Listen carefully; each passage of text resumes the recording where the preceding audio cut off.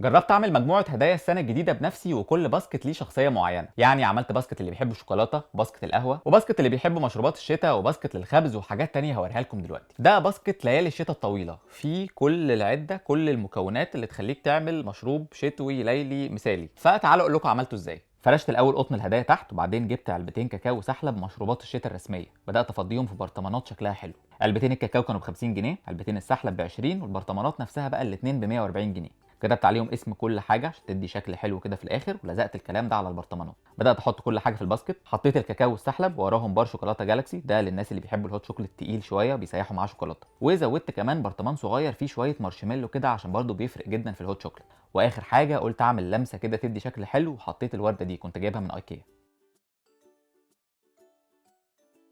في الاخر بقى خالص بعد ما خلصت زودت كمان شويه الشوكولاته الصغيرين دول عشان ابقى عملت يعني ايه كومبو. فمفيش مكونات احسن من كده تعمل لك هوت شوكليت فظيع بالليل وانت سهران في الشتاء كده. يعني كاكاو مع شوكولاته مع مارشميلو. انتوا طبعا تقدروا تغيروا في الباسكت حسب اهتمامات وتفضيلات الشخص. يعني مثلا لو الشخص ما بيحبش السحلب ممكن يبقوا البرطمانين كاكاو، العكس حد ما بيحبش الكاكاو يبقوا الاثنين سحلب. ممكن تزودوا نوع شوكولاته معين الشخص بيحبه. عموما يعني كل الحاجات دي هدفها الاساسي ان احنا نبقى بنقول افكار، بنقول ازاي ممكن تجمع حاجات معينه مع بعض تعمل ست كده او مجموعه تبقى مبهره لشخص بيحب حاجه معينه. بوكس القهوه دي عده المزاج كلها. يعني الحاجات دي مش هيقدرها غير الناس اللي هم قدام قوي في القهوه وبيشربوا القهوه على اصولها. يعني الموكا بوت والمطحنه اليدويه وكيس القهوه ده، تعالوا باختصار كده اقول لكم عملته ازاي. اول حاجه فرشت قطن الهدايا تحت والورق الملون ده عشان يعلي الحاجات شويه ويديها شكل حلو. وبعدين حطيت مطحنه القهوه اليدويه دي، هتلاقوا متوسط سعرها حوالي 200 جنيه، ودي بقى يحبها الناس بتوع القهوه قوي. تحط حبوب البن هنا كده فوق، تلف الدراع ده تنزل لك القهوه مطحونه من الناحيه الثانيه. بعد كده زودت كيس البن ده، بس كنت قاصد يبقى نوع بريميوم على اساس انها هديه. يعني طبعا انتوا ممكن تحطوا اي نوع الشخص بيفضله او نوع مناسب للميزانيه. زودت بعد كده مج الحلو ده من ايكيا، لقيته ب 70 جنيه،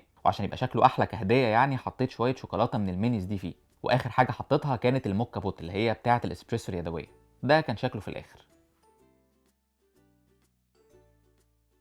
البوكس ده طبعا شكله حلو جدا، ممكن يكون مكلف، يعني من اكتر الحاجات المكلفه. يعني الحاجات اللي فيه حوالي 500 600 جنيه، بس اغلب الحاجات اللي فيه ممكن تستبدلوها ببدائل تانية. كل واحد حسب الميزانيه، كل واحد حسب الشخص اللي هو مديله الهديه بيفضل ايه بالظبط. يعني مثلا نوع البن بتاع كوستا ده ممكن يكون غالي شويه، بس لو الشخص بيفضل نوع بعينه ممكن نستبدل بالنوع ده. كمان نفس الكلام بالنسبه للمج ده، انا عجبني شكله جدا، سعره برده مش غالي قوي مش رخيص، بس ممكن نستبدله بمج تاني يكون سعره اقل. برده الموكا بوت ومطحنه القهوه اليدويه دي موجودين على امازون باسعار ما بين 150 200 250 جنيه، فالموضوع مش مبالغ قوي في سعره. فاغلب الحاجات ليها بدايل. حتى الباسكت ده نفسه ممكن تحط الحاجات اللي انت جايبها، بدل ما تحط في الباسكت تحط في شنطه هدايا، تحط في بوكس هدايا عادي لو كان ارخص. برده لو الهديه انت مديها لحد بيحب يطحن هو القهوه بنفسه، يعني عنده مزاج كده انه يقعد يجيب الحبوب ويطحنها بنفسه، فممكن تبدل البن المطحون ده بحبوب صحيحه على طول بحيث يطحنها في المطحنه دي. فعامه البوكس جامع كل الحاجات اللي تخلي واحد يشرب قهوه رايقه كده وحلوه في البيت.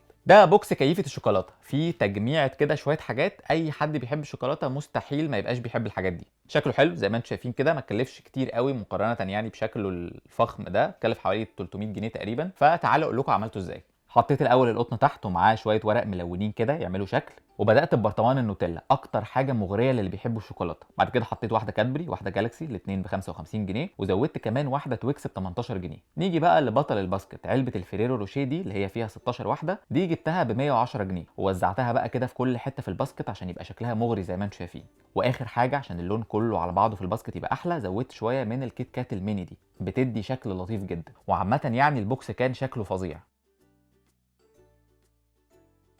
طبعا كل الحاجات اللي اخواتنا عشاق الشوكولاته ما بيقدروش يقاوموها، يعني نوتيلا تلاقي، فريرو روشيه، كيت كات، جالاكسي، كادبري، تويكس، كل الحاجات اللي هي المقدسات بتاعتهم. فهديه مثاليه شكلها حلو جدا. برضو الحاجات دي مكلفه وكل حاجه، بس لو هتفكر تشتريه جاهز زي ما هو كده على بعضه بالباسكت باللفه بكل حاجه ممكن يبقى ضعف الثمن او اكتر كمان. ده بقى بوكس مخصوص للي بيحبوا الخبز، فيه المكونات اللي تخليك تصحى في يوم رايق كده تعمل كيكه الشوكولاته اللي بتحبها. وده طبعا موجه للناس اللي هم بيحبوا المطبخ قوي، اللي هم وقت فراغهم بيقوموا يعملوا بان كيك، يقوموا يشوحوا شويه كبده، الناس دي. حطيت تحت قطن الهدايا ده معاه برده الورق الملون نفس لون الباسكت، وبدات اول حاجه بخليط الكيك الجاهز ده الواحد ب 25 جنيه. بدات احط الادوات بقى نفسها، معلقه خشب دي لقيتها ب 58 جنيه، وطبعا لازم الويسك وده لقيته ب 66 جنيه، معاهم الفرشه اللي بندهن بيها الزيت والزبده دي ب 30 جنيه. وزودت كمان 2 شوكولاته خام عشان لو هتتحط على الكيك من فوق، ودي الواحده ب 28 جنيه. واخر حاجه خالص حطيت النشابه اللي ما ينفعش باسكت الخبز يكمل من غيرها.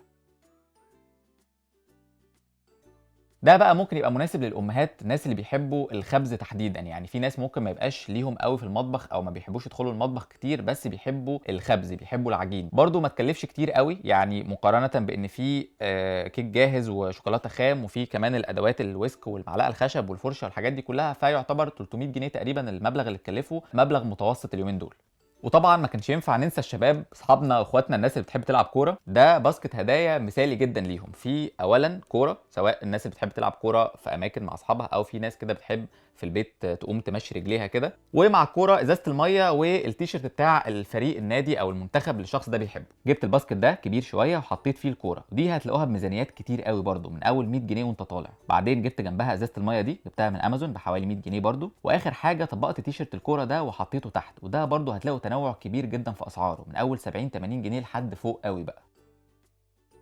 الباسكت ده بقى ميزته انه موجه قوي للحاجه اللي الشخص بيحبها. يعني واحد بيشجع مجنون بريال مدريد ولا بايرن ميونخ ولا ايا كان، تقدر تجيب له التيشيرت بتاعه اللي بيحبه. وبرده في اوبشن انك تبقى الميزانيات متنوعه جدا، لو عايز الكور او التيشيرتس دي رخيصه جدا او اسعارها يعني في المتوسط، هتلاقيها موجوده كتير جدا. نفس الكلام لو عايز حاجه بريميوم شويه موجوده. فده من الحاجات اللي اظن ان اي حد بيحب الكوره او تحديدا بيلعب كوره هيبقى مبسوط بيها جدا. لو عجبتكم الحلقه والافكار اللي فيها، قولوا لي عايزين اجرب ايه تاني الحلقات الجايه.